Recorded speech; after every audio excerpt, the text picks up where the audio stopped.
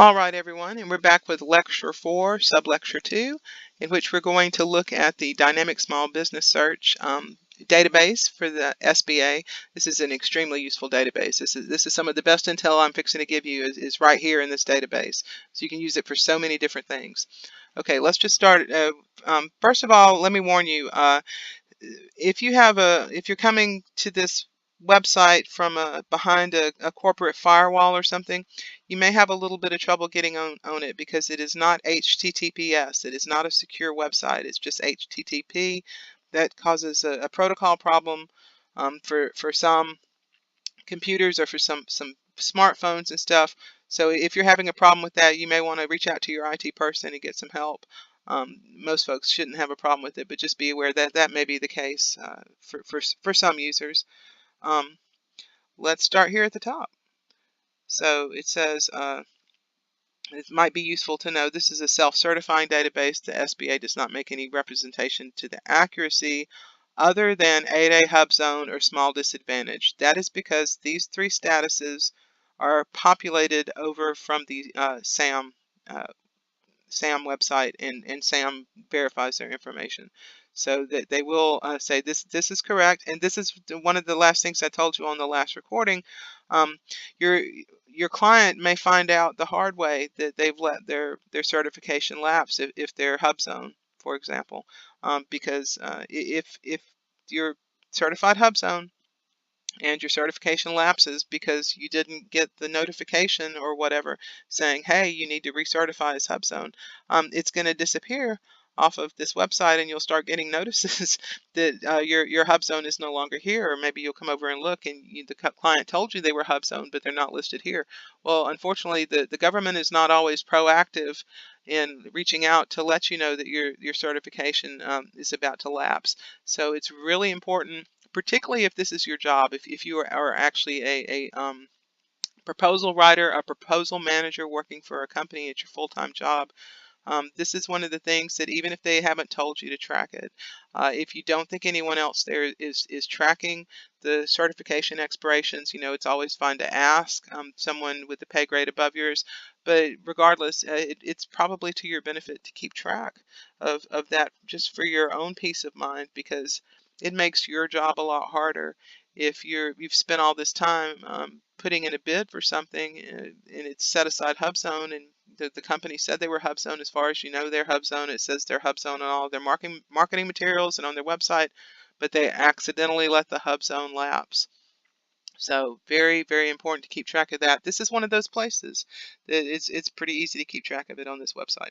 Okay, so if you were looking for, say for example, a potential client, a company you wanted to write for, you're doing black hat research, trying to find any similar companies around you that might be in competition with you, or a company that you may want to that your client may want to partner with, this is a great place to do it. This is a great way to do it. You can look up by your congressional district. So I grew up in Alabama District 7. We could certainly search that way if we wanted to.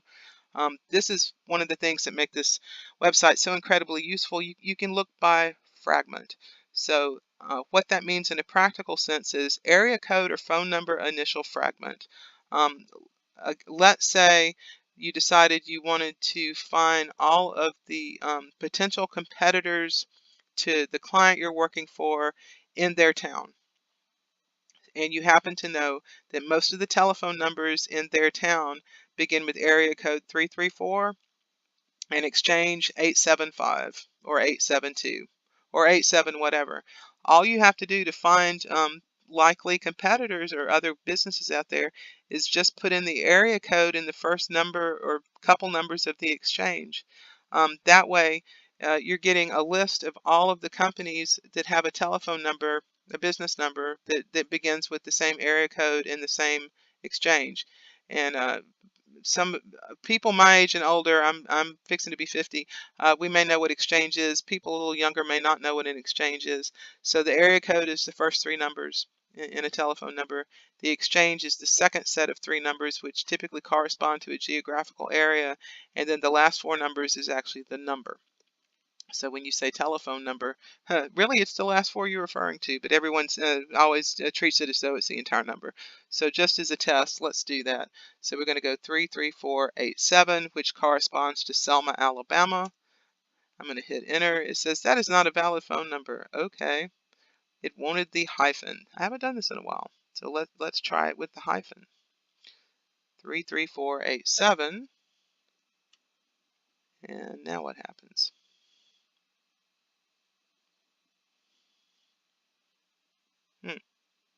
Okay, let's try it this way. Just added a number and see if that works. It's thinking about it. So this is not the world's fastest website. Okay, look at this, Selma, Alabama. So putting in 33487, whatever I put in 2 worked. Let's back that up a little bit. And yeah, so let's just try 33487 because that's going to cover a lot more of Selma and see if that works. I believe it might. So now remember, put that hyphen in between your area code and the first few numbers of your exchange. Here we go. That gave us 16 profiles. So that means there should be probably likely 16 small businesses selling to the federal government or wanting to sell to the federal government in Selma, Alabama. And I recognize a lot of these names right here. So it worked just fine for us. So let's say that we were working for Harriet Piper right here. And Harriet wants to know who else in Selma might be selling or interested in selling to the federal government. Well, here, we just pulled up a list for her. Wasn't that easy? So there we go. Let's go back. And we're going to clear this out so we are not looking at these right here. And let's go down a little bit. We can look for certifications, HubZone 8A, small disadvantaged business. Let's say we only wanted to look for the 8A certified firms in Selma. We could do that, or in any geographical location. Let me go back up a minute. Something else I could have shown you and I didn't. Zip code fragment. Same principle. If we were to put in 33487 for a telephone number, we'd be pretty sure that those telephone numbers belong to businesses around Selma, Alabama. We also could put in 3670. And 3670 as an initial zip code fragment would also narrow it down to East Dallas County, Alabama. So if you know what your zip code is, it's 36767. That's my hometown, Orville, Alabama. All you would have to put in is 3676, and you would get, in Alabama, it's an alphabetical list, so you would get other towns that begin with O, likely, in that zip code fragment. This is just a very specific way you can use a fragment to narrow down geographically, but not get so narrow that you're only looking for just in a particular, in a city that has multiple zip codes. You might not want to get so specific as to have the entire 5-digit zip code. You might want to stop with that 4th digit and bring up more likely companies in that city, in that geographical region. Okay, we can look by certification. Maybe we're wanting to find a likely 8A partner because we've seen an opportunity on FBO that was set aside 8A, and we really want to go for that opportunity, but we're not 8A. Well, we might be able to find an 8A certified company in our geographic region that might not know about the opportunity and be certainly willing to go for it, but they don't have the expertise to do it. Well, maybe our company does. You can imagine all sorts of scenarios